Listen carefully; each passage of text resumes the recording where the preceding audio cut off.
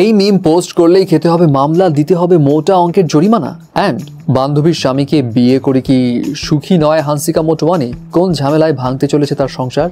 Trending ওয়েতে video editing এ আপনি যদি হন এক্সপার্ট অ্যান্ড ভিডিওগ্রাফিতেও যদি থাকে ইন্টারেস্ট, দেন স্টার গল্পের ভিডিও এডিটর ভিডিওগ্রাফার জব পোস্টে এখনই অ্যাপ্লাই করুন। প্রথমে হান্সিকা মোটওয়ানির কাছে আসা যাক। হান্সিকা মোটওয়ানি 2022 সালের ডিসেম্বরে বিয়ে করেছিল সোহেল কাঠুরিয়াকে, যে বিয়ে নিয়ে হান্সিকা শুভ কামনার চাইতে বেশি পেয়েছিল বদদোয়া। অনেকেই বলেছিল, হান্সিকা তুমি তোমার বেস্ট ফ্রেন্ডকে যেই ধোকা দিয়েছো সেম কার্মা তুমিও একদিন ফেস করবে, এবং হয়তোবা এমনটা সে এখন করছেও। কাহিনীটা বলি, সোহেল কাঠুরিয়ার সঙ্গে হান্সিকা মোটওয়ানির বেস্ট ফ্রেন্ড রিঙ্কির বিয়ে হয়েছিল, এবং সেই বিয়েতে হান্সিকাকেও ফুল এনজয় করতেও দেখা যায়। কিন্তু যখন খবর সামনে আসে হান্সিকা মোটওয়ানি সোহেল কাঠুরিয়াকেই বিয়ে করতে যাচ্ছে, তখন গুঞ্জন উঠে হান্সিকা মোটওয়ানির কারণেই তার বেস্ট ফ্রেন্ড রিঙ্কির ঘরে ভাঙন ধরে। হান্সিকা মোটওয়ানি তার বান্ধবীকে ধোকা দিয়েছে। তবে বেস্ট ফ্রেন্ডের হাজবেন্ডকে বিয়ে করে হান্সিকা যে খুব সুখে ছিল এমনটাও কিন্তু নয়। এই বিয়ের পরবর্তী কাহিনী অনেকেরই কিন্তু অজানা। রিপোর্টস মোতাবেক বিয়ের পর হান্সিকাকে শ্বশুর বাড়িতে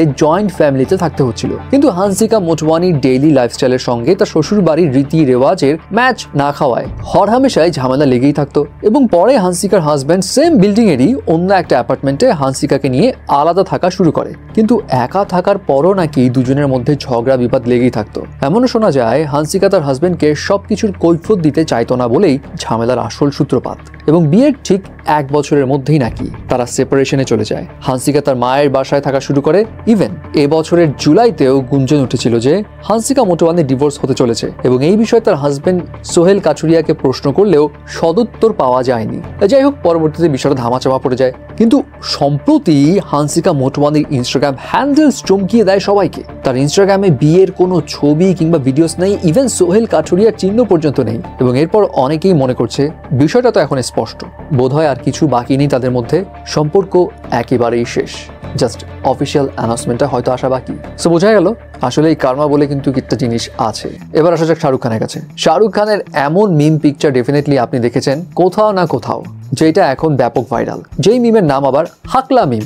সোশ্যাল মিডিয়া ইনফ্লুয়েন্সার থেকে শুরু করে অফিস আদালত সব জায়গায় এই মিম নিয়ে কিছু না কিছু অ্যাক্টিভিটি ঘটছেই। ইভেন সিচুয়েশন নাকি এতটাই চরম মাত্রায় পৌঁছেছে যে শাহরুখ খানের PR টিমও হিমশিম খাচ্ছে এই মিম আটকাতে। রিপোর্টস বলছে শাহরুখের PR টিম এই সব কিছু সরিয়ে ফেলার জন্য খুব তোড়জোড় চালাচ্ছে। হ্যাঁ, কিছু অংশে সরিয়ে ফেললে সক্ষম হলেও পুরোপুরি আটকাতে পারছে না, কারণ কোনো না কোনো ভাবে কেউ না কেউ এই মিম শেয়ার করছেই। ইভেন গতকাল থেকে ভাইরাল হচ্ছে যে এই ছবি পোস্ট করে কেউ যদি বাজে কথা বলে তাহলে তার বিরুদ্ধে নেওয়া হবে লিগ্যাল অ্যাকশন, করা হবে মামলা, এবং জরিমানাও দিতে হতে পারে 2 থেকে 3 লাখ রুপি। যদিও পরে জানা যায় এই খবরটা আসলে ভুয়া, কিন্তু শাহরুখ এটা নিয়ে অনেক বিরক্ত, এটা মোটামুটি শিওর। বাট মজার বিষয় কি জানেন, 10 বছর আগেকার একটা মিম এখন কেন ভাইরাল হচ্ছে? ওয়েল, শাহরুখকে জওয়ানের জন্য ক্যারিয়ারের প্রথমবার ন্যাশনাল অ্যাওয়ার্ড দেওয়া হচ্ছে। এই খবরে অনেকে যেমন excited, at the same time অনেকেই আবার এটা নিয়ে মজা নেওয়া শুরু করেছে।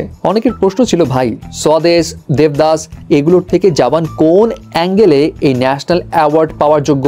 আর ব্যাস, মজা নিতে নিতে কোন বান্দা যে আবার এই পুরনো আগুনে ঘি ঢেলে দেয় এবং এই মিমটা ভাইরাল করে দেয় কে জানে।